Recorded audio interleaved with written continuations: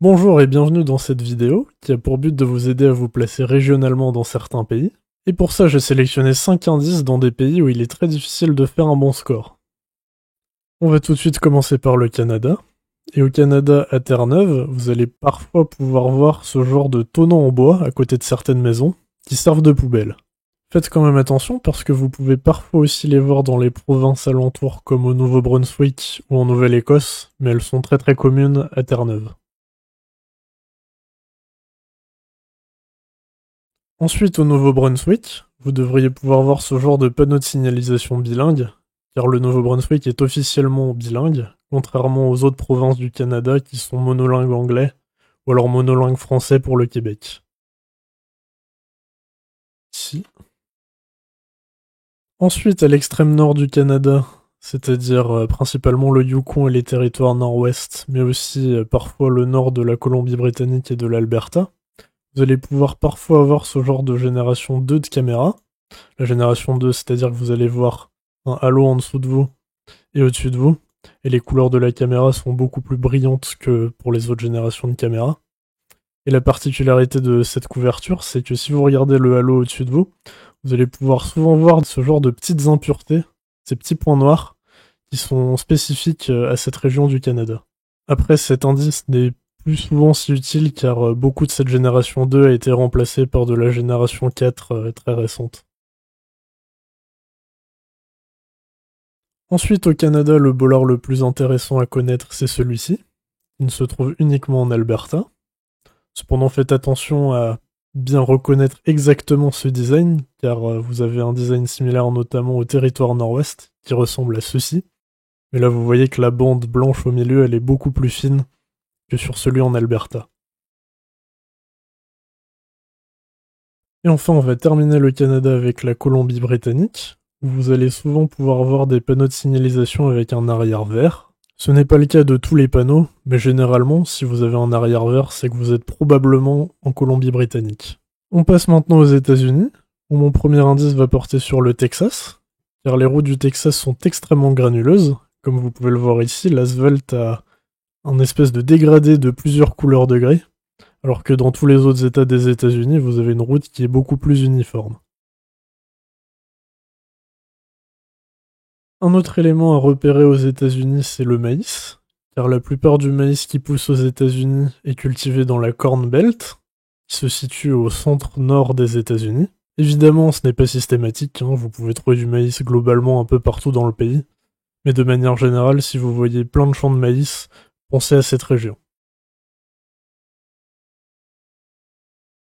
Aux États-Unis, comme vous le savez probablement déjà, les limitations de vitesse utilisent le terme speed limit, mais ça peut arriver que vous tombiez sur ce genre de panneau avec juste écrit speed, et si vous voyez un panneau comme ça, c'est que vous êtes forcément dans l'état de l'Oregon. On va parler de plaques d'immatriculation, car aux États-Unis, chaque état a ses propres plaques d'immatriculation, et si vous voyez des plaques jaunes, c'est que vous êtes forcément soit dans l'état de New York, soit dans l'état du New Jersey, soit dans l'état du Nouveau-Mexique, ou soit en Alaska. Et généralement, une fois que vous avez vu une plaque jaune, l'environnement autour de vous devrait vous suffire pour vous placer dans l'état correspondant. Ici, c'est très urbain et tempéré, donc je vais me placer quelque part par ici. Et enfin, on va finir les États-Unis avec un indice végétation, car dans le sud des États-Unis et plus particulièrement en Floride, vous allez pouvoir voir de la mousse espagnole. Il y a cette plante qui a l'air de tomber des arbres. A noter que ce n'est pas le seul état où vous pouvez en voir dans les états aux alentours, mais c'est celui où elle est le plus répandue. C'est au tour du Brésil, et au Brésil, si vous tombez sur des maisons en bois qui sont montées sur pilotis, alors c'est que vous êtes dans l'état d'Acre, qui est l'état le plus à l'ouest du Brésil.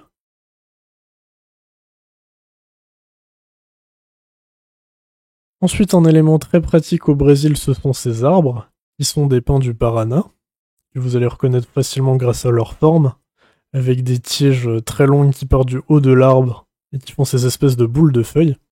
Et comme leur nom l'indique, ces arbres, vous allez les trouver principalement dans l'état du Paraná, mais aussi un peu dans les états aux alentours, notamment Sao Paulo, Santa Catarina et Rio Grande do Sul, mais normalement vous ne les verrez nulle part ailleurs au Brésil. Le Brésil est un pays généralement très tropical et très vert, mais si jamais vous tombez sur ce genre de paysage beaucoup plus sec, alors c'est que vous êtes quelque part dans le nord-est du Brésil. Un autre paysage extrêmement reconnaissable au Brésil, c'est celui-ci, car normalement dans le pays vous devriez voir soit beaucoup de végétation, soit des champs cultivés à perte de vue, mais dans l'état de Roraima, tout au nord du Brésil, au-dessus de la ville de Boa Vista, vous avez ce paysage fait d'une savane extrêmement plate, et si vous regardez au nord, vous allez voir des montagnes qui sont le plateau des Guyanes. Et enfin, un dernier élément géographique au Brésil, ce sont les montagnes de la Serra do Mar, que vous allez pouvoir reconnaître grâce à leur forme généralement ovale, avec des rochers apparents. Et ces montagnes, elles apparaissent tout le long de la côte du Brésil, entre globalement Curitiba et jusqu'à au-dessus de Rio de Janeiro. Et ce n'est pas confondable avec le reste du Brésil, puisque généralement le Brésil est relativement plat. Vous avez souvent des collines, mais jamais des grandes montagnes comme ça. On passe à la Russie, qui est un pays où c'est souvent très difficile de faire un bon score à cause de sa taille. Mais pour vous aider, vous avez par exemple ce sable que vous pouvez parfois voir le long des routes.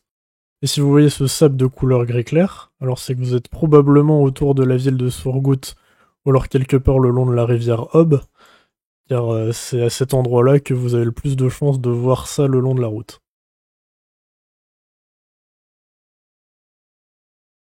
Ensuite, on va parler de la région autour de la ville de Yakoutsk, dans l'extrême orient russe. C'est un endroit où c'est souvent très très difficile de faire un bon score car il y a peu d'informations et si vous êtes du mauvais côté de la Russie, alors vous n'allez pas avoir beaucoup de points. Mais pour vous aider à cet endroit-là, vous allez pouvoir voir cette couverture avec un espèce de brouillard. En fait, ce n'est pas du brouillard, c'est de la fumée. Car au moment où la Google Car est passée, il y a eu d'immenses feux de forêt dans la région.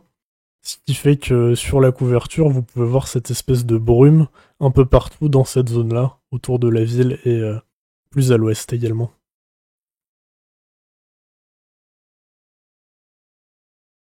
Un autre élément de l'extrême-orient russe, ce sont ces plantes, que vous pouvez reconnaître facilement grâce à leur forme circulaire, et qui poussent partout le long de la route sur l'île de Sakhalin, ici.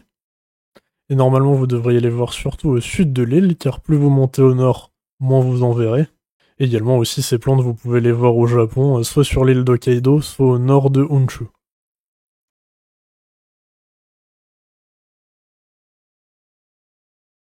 Ensuite, un élément pour la Russie occidentale cette fois-ci, c'est la couverture hivernale. Car si comme ici vous voyez de la neige un peu partout, c'est que vous êtes probablement dans cette région de Russie, à partir des villes de Voronezh et Samara, jusque tout au sud du Caucase. Après, ce n'est pas parce que vous ne voyez pas de neige que vous n'êtes pas dans cette région-là, hein. Il y a aussi d'autres images qui ont été filmées pendant l'été, et que donc vous ne verrez pas du tout de neige.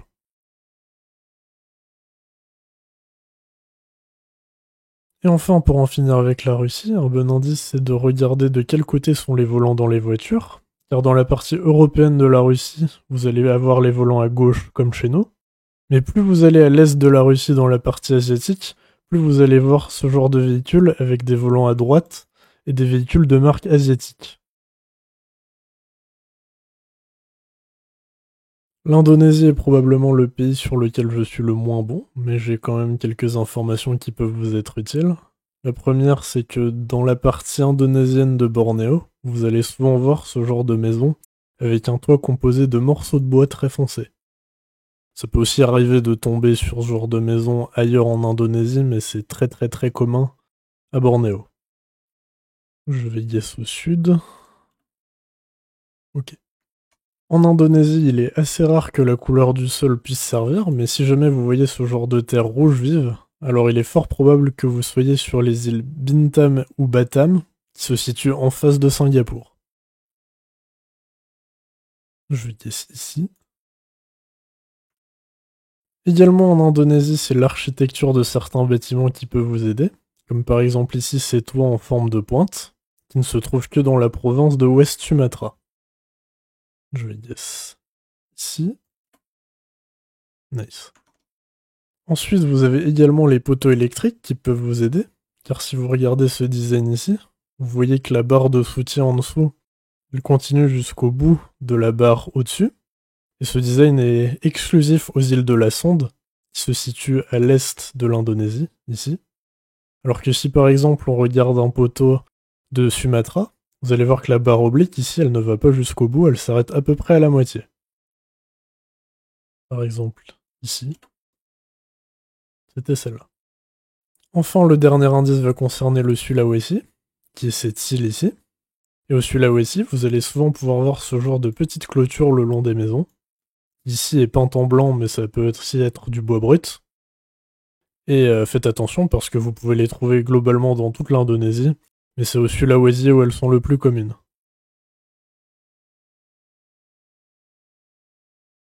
On termine par l'Australie, qui est un pays où c'est aussi parfois très difficile de se placer régionalement, mais pour vous aider, vous avez par exemple ces poteaux, que vous allez reconnaître facilement car leur centre est en béton et leurs côtés sont en métal, et ces poteaux sont exclusifs à l'état d'Australie méridionale.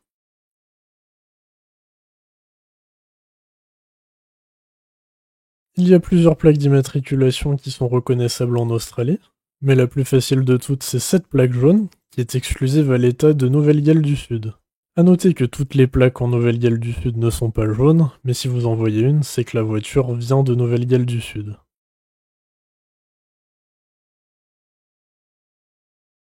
Retour au poteau électrique, où vous allez pouvoir reconnaître ce poteau métallique avec des trous, qui est exclusif au territoire du Nord. Je vais dire ça Darwin. Pour en finir avec les poteaux électriques, en Australie on va parler de la Tasmanie, où là-bas vous allez pouvoir voir cette espèce d'anneau vert sur la plupart de leurs poteaux. A noter que vous pouvez aussi voir des anneaux sur d'autres poteaux dans d'autres états d'Australie, mais ceux de Tasmanie sont toujours verts. Et enfin, notre dernier indice du jour va porter sur la couleur du sol, car dans l'état d'Australie occidentale, vous allez souvent pouvoir voir ce sol de couleur marron, alors que la plupart du temps, dans le reste de l'Australie, il est de couleur orange, ou parfois blanche. Mais si c'est marron, il y a de grandes chances que vous soyez dans l'état d'Australie occidentale. Ici. Et voilà, c'est la fin de cette vidéo. J'espère qu'elle vous aura été utile. Je vais continuer à en faire d'autres du même genre, donc n'hésitez pas à vous abonner si ça vous intéresse. Et je vous dis à la prochaine.